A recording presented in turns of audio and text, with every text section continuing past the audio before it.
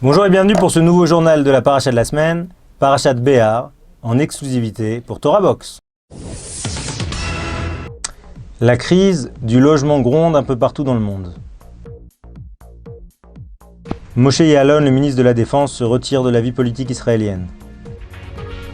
Le scandale des options binaires. La paracha de Béar explique très largement les concepts juifs de la Shemitah, à savoir la jachère, et l'idée qu'après 7 ans, il s'agit d'un Shabbat pour la terre, au point que Rav Kahanman, le Rav d'Oponiovic, chaque 7 ans, il se mettait juste à l'entrée au moment de Rosh Hashanah, il embrassait la terre et il lui disait Shabbat Shalom. Donc c'est le Shabbat de la terre. Plus que ça, chaque cycle de 7 ans, la 50e année s'appelle le Yovel, le jubilé. On a gardé en français cette notion de jubilé. Le jubilé, à savoir que tous les terrains voient leurs droits de propriété annulés. Et certains types de maisons. On ne va pas rentrer plus que ça dans le détail, mais c'est en fait l'idée sous-jacente, c'est que l'homme n'est pas propriétaire de la terre. Hachem est propriétaire de la terre. Et que ce sentiment-là de puissance, de propriété, il ne doit pas être cultivé. Plus que ça, le concept de Yovel introduit aussi la notion d'option. Vous savez que ce qu'on appelle en finance aujourd'hui un put ou un call, d'accord ? C'est-à-dire qu'on pose des options à la hausse ou à la baisse sur l'achat d'un bien. Alors c'est très fréquent dans ce qu'on appelle les commodities, le pétrole, le blé, tous ces marchés-là, où on spécule sur un prix futur, où on achète et on spécule sur un prix futur du blé ou du pétrole. Alors maintenant, il faut voir que la Torah fixe le prix d'un terrain relativement à ce qu'il peut produire, selon le nombre d'années qui restent jusqu'au Yovel. Par exemple, si j'ai acheté mon terrain la 22e année, je vais payer peu ou prou 27 années de récolte. Donc en fait, finalement, on empêche la spéculation. Il y a un juste prix dans les choses. Et au moment du Yovel, la Torah dit « Veillez d'error la haaretz ». « Vaikra d'error ». Il y aura une liberté sur la terre. Rachid expliquait, c'est la liberté que les gens puissent habiter là où ils le souhaitent.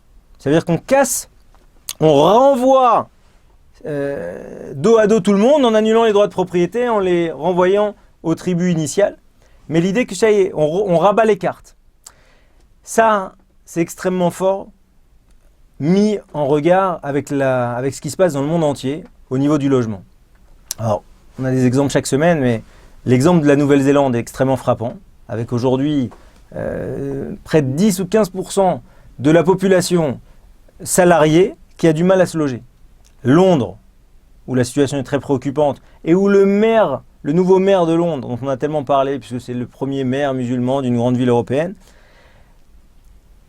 a gagné très largement, en tout cas a fait son succès sur ses réponses à la problématique du logement.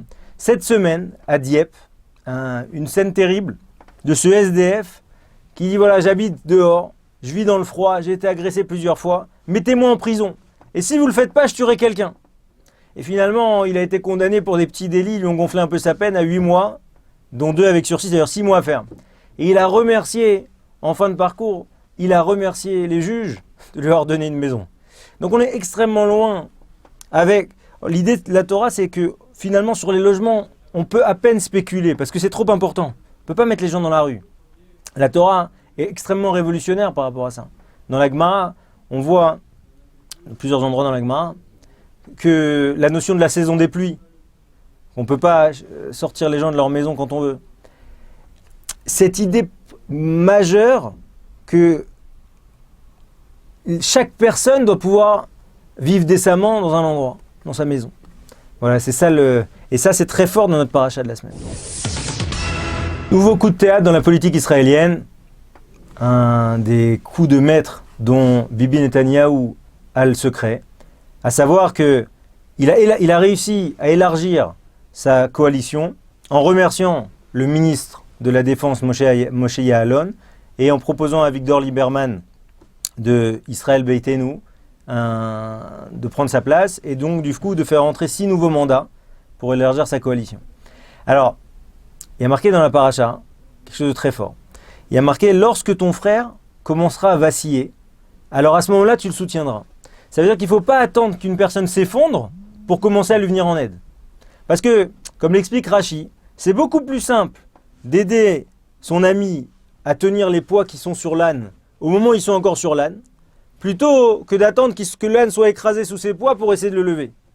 Ah, c'est le même principe. Si quelqu'un a une affaire qui commence à péricliter, tout de suite il faut l'aider. Si quelqu'un, on sent que malheureusement le vent tourne, c'est à ce moment-là qu'il faut prendre du temps et faire montre de chesed. Le chesed, la bonté, à la différence de la tzedaka, c'est d'intervenir auprès des gens quand ils ne l'ont pas encore demandé. Alors, maintenant, qu'est-ce qui s'est passé ces dernières semaines? Moshe Ya'alon, ancien chef d'état-major israélien, figure appréciée du public, a vacillé sur quelques points, notamment sur l'histoire du soldat qui a battu ce terroriste neutralisé à Hebron, où là, il a remis en cause la moralité de l'armée qui doit absolument intervenir extrêmement fortement. Donc il a pris vraiment à partie complètement le soldat. Derrière, rebelote, au moment du Yom HaZikaron, au moment où le général Golan disait qu'il sentait maintenant dans le pays des soubresauts comme on avait pu en sentir en Allemagne nazie avant, dans les années 30, et que Moshe Ya'alon a appuyé ce général en disant effectivement, dans l'armée d'Israël, c'est bien de rappeler l'ordre moral, c'est-à-dire qu'on est dans une aberration absolue. Ça veut dire que si ça avait été le fait, non pas d'un général israélien, mais de n'importe quel chef d'État étranger, ça ne serait jamais passé. Et Moshe Ya'alon de réécrire encore dans des colonnes qu'il faut impérativement que le pays et son armée se développent et aient un rôle de conseil, voire plus, par rapport aux politiques. Certes, c'est des erreurs politiques graves. Certes, c'est très contestable et dangereux même pour la démocratie israélienne, au point même que dans le quotidien Haaretz, quotidien de référence israélien, le commentateur principal des affaires militaires a mis en garde contre un futur coup d'État de Tsahal, quelque chose de parfaitement impensable en Israël. À ce moment-là, qu'est-ce qu'a fait Bibi? Comme a dit Moshe Ya'alon après, dans plusieurs déclarations, Bibi, il a réglé le problème. Il a senti que politiquement, il pouvait élargir sa coalition, écraser tout de suite ce foyer, et tout de suite, il l'a sorti du gouvernement. Et ça qui a marqué dans la paracha de la semaine. Il a marqué quand ton frère commence à tomber, et soutiens-le. Qu'est-ce qu'a dit Moshe Ya'alon partout? Bibi m'a abandonné. Donc voilà, il faut y voir ici quelque chose d'intéressant dans le moussard. Parce que Moshe Ya'alon derrière se retirait de la vie politique, effectivement. Et il y a quelque chose ici qui est difficile en termes de moussard et de qualité humaine, difficile à apprécier. Dans la paracha de Béar, on explique à quel point c'est important pour un juif de garder son champ. À quel point c'est important pour un juif d'avoir un outil de parnassa, un outil de revenu, de subsistance, pour ne pas dépendre des autres.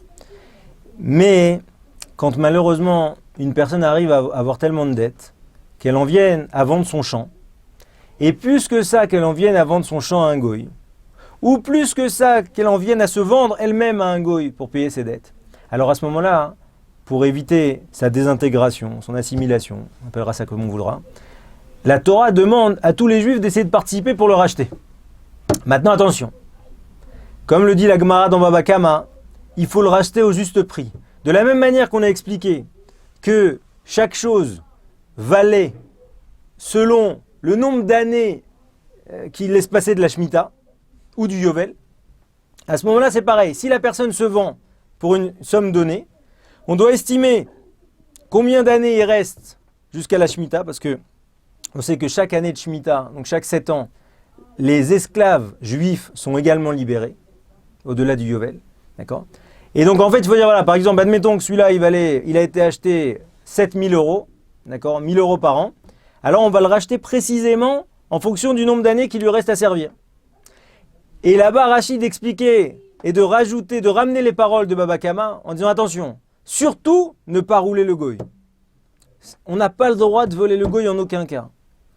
Et puisque le vol est interdit, mais au-delà de ça, ça se renforce encore plus car on peut arriver à profaner le nom divin, à savoir que les goyim vont dire ah, voilà les juifs, voilà ce que c'est qu'un juif, sous-entendu voilà ce que c'est que la Torah, voilà ce que c'est que Dieu, le Dieu d'Israël, et ça s'appelle une profanation du nom divin, un chilul Hashem, pour lequel, comme l'expliquent nos sages, il n'y a aucune chouva possible.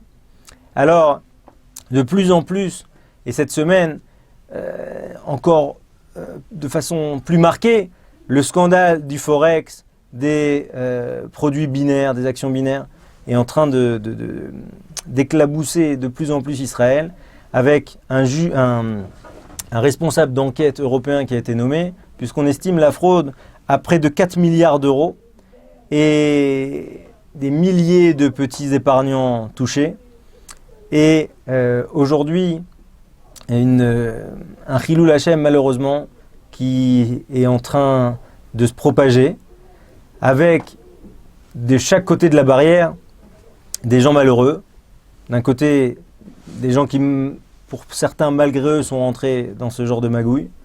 Et de l'autre, des petits épargnants avec des suicides, des histoires dramatiques qui en viennent aujourd'hui à comprendre que tout ça, ça vient d'Israël. Et voilà, c'est ça les Juifs. C'est ça le Dieu d'Israël.